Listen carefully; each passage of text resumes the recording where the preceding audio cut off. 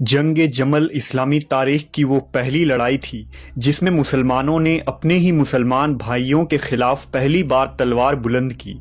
حضرت عمر فاروق رضی اللہ تعالیٰ عنہ کے بعد یہ فتنے کا دروازہ کھل گیا اور امت مسلمہ ایک بڑی آزمائش میں مبتلا ہو گئی، جس میں ایک طرف نبی صلی اللہ علیہ وسلم کی زوجہ اور دوسری طرف اہل بیت رسول تھے۔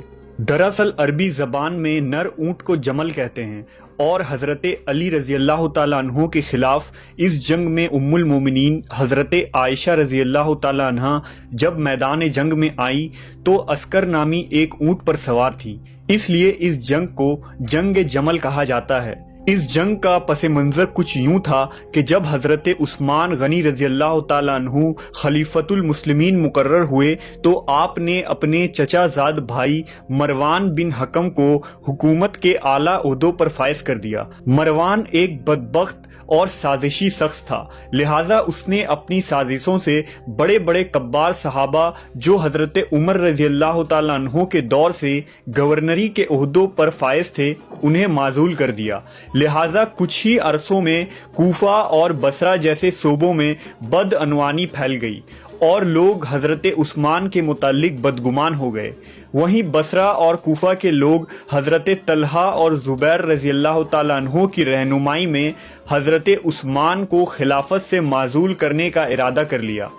صبائی سازشوں کے ذریعہ مصر سے بھی ہزاروں لوگ حج کے بہانے مدینہ کے لیے نکل گئے، کیونکہ مدینہ اس وقت اسلامی خلافت کا دارالخلافہ تھا۔ ان علاقوں سے آنے والے تمام لوگوں نے حضرت عثمان کے خلاف مدینہ میں بغاوت کر دی اور سورج برپا ہو گیا۔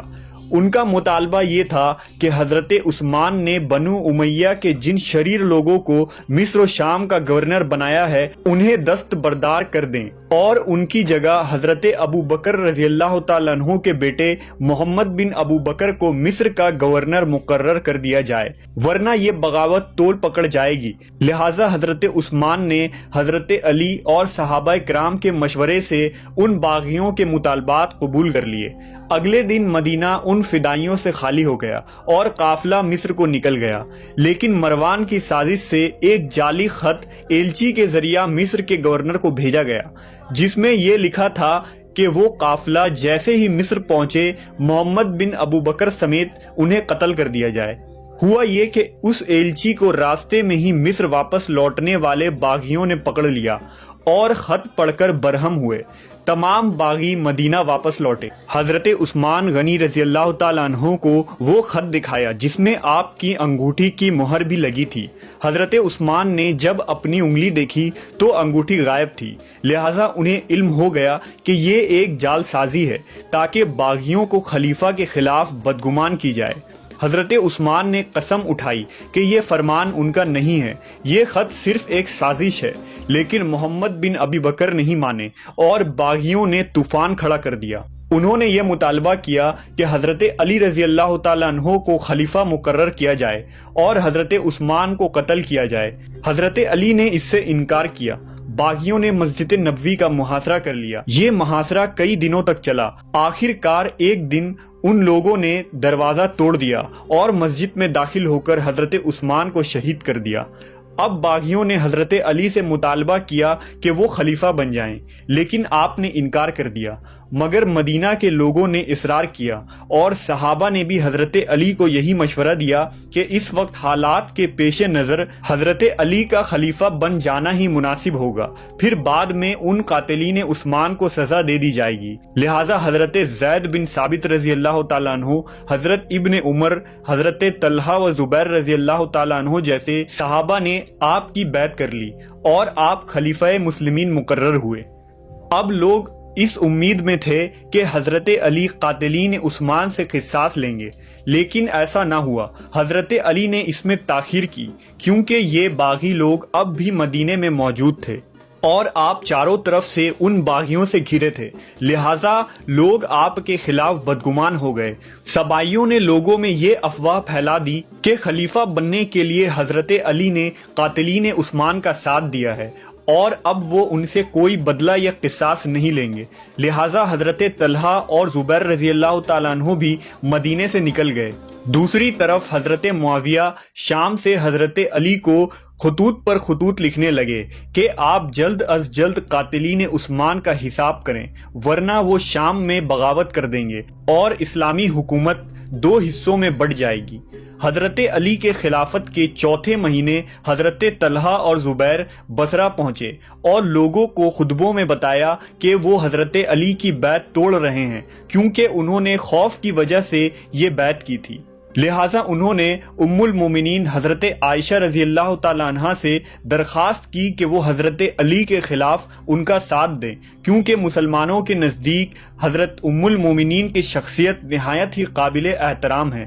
لہٰذا حضرت عائشہ، حضرت طلحہ اور زبیر رضی اللہ تعالیٰ عنہ نے بصرہ میں حضرت علی کے خلاف جنگ کا اعلان کر دیا اور قاتلین عثمان سے بدلہ لینے کا مطالبہ کیا۔ عبداللہ ابن عامر بن قریظ اور یعلی بن امیہ نے 400 اونٹ اور 1,00,000 درہم پیش کیے، جس سے ایک بڑی فوج تیار ہو گئی، جس میں 3,000 سے بھی زائد سپاہی جمع ہو گئے۔ ان کی تعداد اہل بصرہ اور اہل مکہ سے تھی۔ سن 36 ہجری جمادی الاخر میں یہ لشکر بصرہ روانہ ہوا۔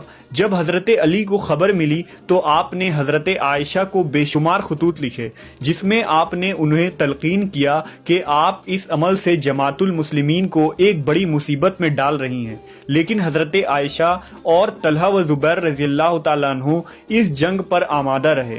لہٰذا حضرت علی مدینہ سے شیعان علی، حضرت عمار ابن یاسر، مالک اشتر، امام حسن و حسین علیہ السلام کے ساتھ دفاع کے لیے بصرہ کے سرحدوں کی طرف روانہ ہوئے۔